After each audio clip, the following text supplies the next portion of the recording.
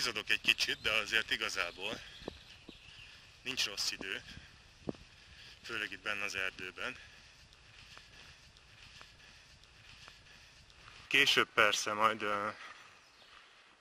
lesznek helyek, ahonnan kitűnő kilátás lesz, és kevesebb lesz az erdős rész. De itt most, főleg mivel most azért nagyjából mindig nagyon-nagyon enyhén, de fölfele megyünk, nem árt, hogyha van egy kis árnyék. Lent a tengerparton különben ilyen 36-37 fokok vannak. Itt fönt, most a parkolóban ilyen 20,5 fok volt, azóta egy kicsit már ugye telt az idő, de most sincs több szerintem 22-23 foknál. Szóval az Horvátország erről is szólhat, a kitűnő hegyi túrákról, nem csak a fürdésről a tengerparton. Amúgy pedig ez egy tanösvény, legalábbis egy része, és itt az élővilágról van egy rövid és már elég kopottas szemelvény kirakva ide a sziklára.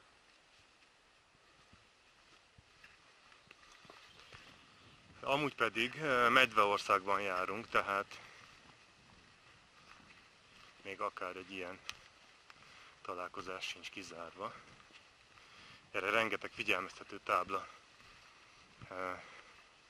van, így szétszórva parkolókban, ilyen fontosabb helyeken. És hát valljuk be, most ez az ösvény is hihetetlenül elhagyatott. A parkolóban összesen a miénken kívül még 2 autó volt, pedig hát ugye július van, tehát szezon. Elég ismeretlen ez a hely, azt kell, hogy mondjam. Amúgy pedig, ami sajnálatos hátránya az összes horvát nemzeti parknak, így ennek is, hogy belépővel dolgozik, tehát fizetős. Mi ugye 3-an vagyunk, így került 110 kunába. Tehát végül is nem egy borzasztó nagy összeg, és szerintem mindenképpen megéri, mert egyedülálló a látvány. Mint ahogy az hamarosan önök is majd meglátják. És hát nem is kellett sokat várni erre. Rögtön itt az első ilyen hihetetlenül sziklás képződmény.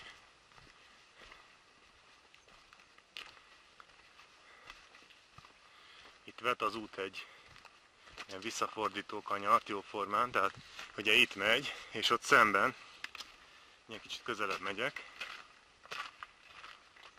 ott szemben látszik is, ahogy meg van építve, ilyen sziklákból ki van rakva az út, és az ott a nyomvonala. Ott megyünk szépen tovább. Hát igen, ez ilyen kősivatag jellegű táj.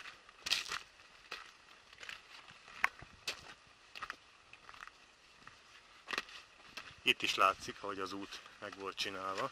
A szélén ilyen nagyobb kövekkel kirakva, és a kőzuzalék pedig egyenletessé teszi és simává. Itt van valamilyen oldalág, vagy vízmosásszerűség, bár ez nyilván nem vízmosás, hiszen karstvidéken járunk.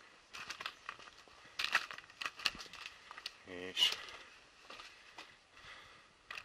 ugye onnan jövünk, hát azért látszik, hogy volt éppen elég munka vele, tehát legalább egy olyan 4-5 méter magasan föl kell rakni a sziklákat, és stabilizálni az egész ösvényt.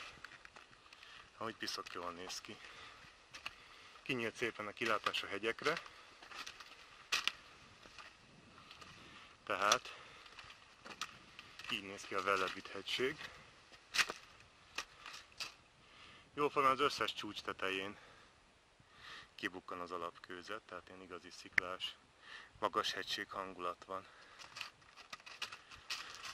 Tavaly ennek fölmásztam a tetejére, hát most idén lehet, hogy ez ki fog maradni. De amúgy elhihetik nekem, hogy kitűnő móka volt. Most hát az az igazság, hogy nem bírtam ellenállni a kísértésnek, úgyhogy Itt vagyok most a tetején ennek a kőrakásnak, és hát ugye jól látszik, onnan jövünk az erdőből, itt ez a hajtűkanyar alattunk, a szikla picit kitakarja, és hát majd arra fog tovább folytatódni az ösvény, ugyanilyen sziklás kitett oldalon. Hát igazából, hogyha éreznék további késztetést magamba, meg ugye nem volna tilos, mert azért tilos letérni az ösvényekről, akkor folytathatnám a mászást egészen a csúcsig. Így viszont a lemászás következik rögvest. Hát a lemászáshoz szüksége volt mind a két kezemre, úgyhogy filmezni nem tudtam közben. Egyébként a kövek, azok meglehetősen mozognak, így és borzasztó éles a felületük, meg ilyen sarkos, szögletes, tehát nagyon észnél kell lenni azért, hogyha valaki ilyesmire vállalkozik.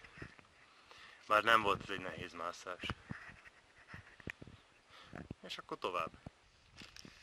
Egyébként pedig, amit nem említettem az elején, ugye, hogyha már sziklákról volt szó, mikor így ennyire jó idő van, mint amilyen most is,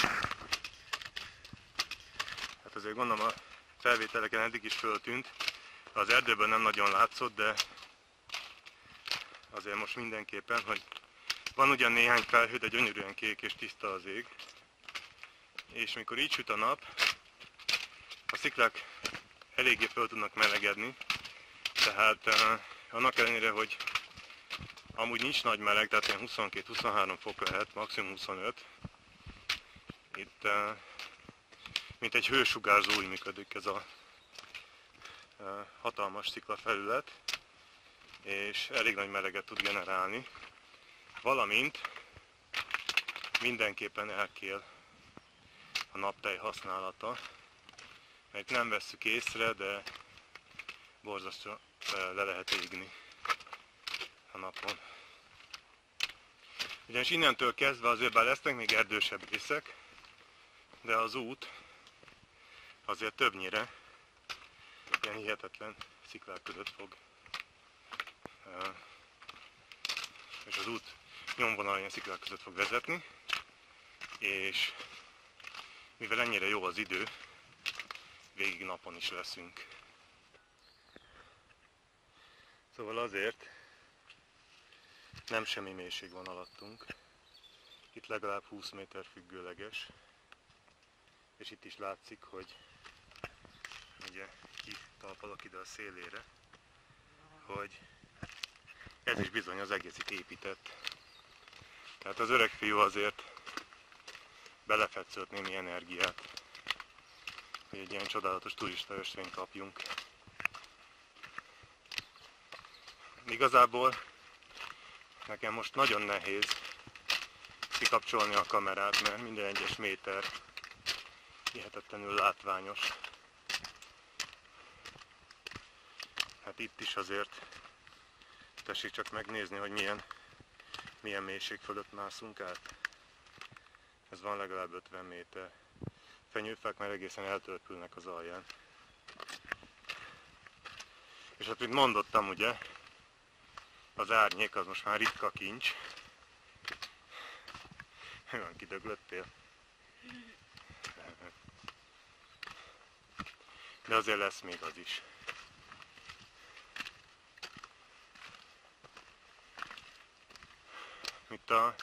Egyébként elég csapadékos ez a környék, csak nagyjából ilyen vízes téli és száraz nyári évszakokra osztik az év.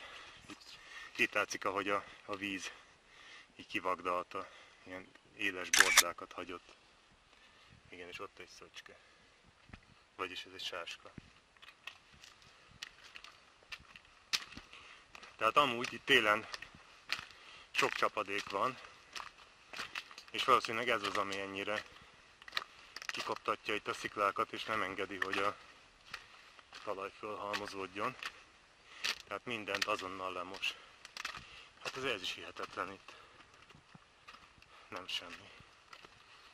Néha-néha vannak ilyen kis üregek, amik barlangot sejtetnek, de ez például nem az volt. Amúgy pedig a hegységben ténylegesen vannak barlangok. A világ egyik legmélyebb aknabarlangja például itt található. Csak hogy ugye ez nem véletlen. A sok csapadék ez rögtön megtalálta az útját lefelé a sziklákba, és leginkább aknabarlangok alakultak ki. Tehát az a furcsa helyzet állt elő, hogy például a Velebitből a tengerbe felszíni vízfolyás nem is folyik be, hanem mindegyik valamelyik eltűnik így a hegyek között, és valahol a föld alatt érintkezik a tenger vízével.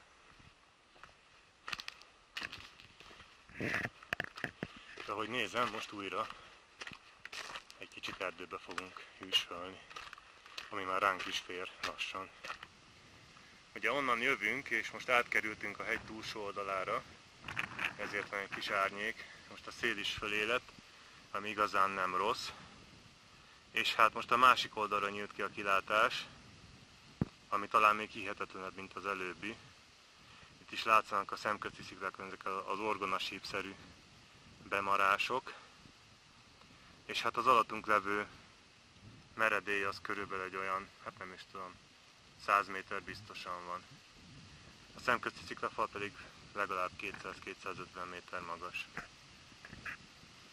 Úgyhogy vannak itt dimenziók, kérem szépen. Viszont most mi továbbra is hűsölünk az erdőben.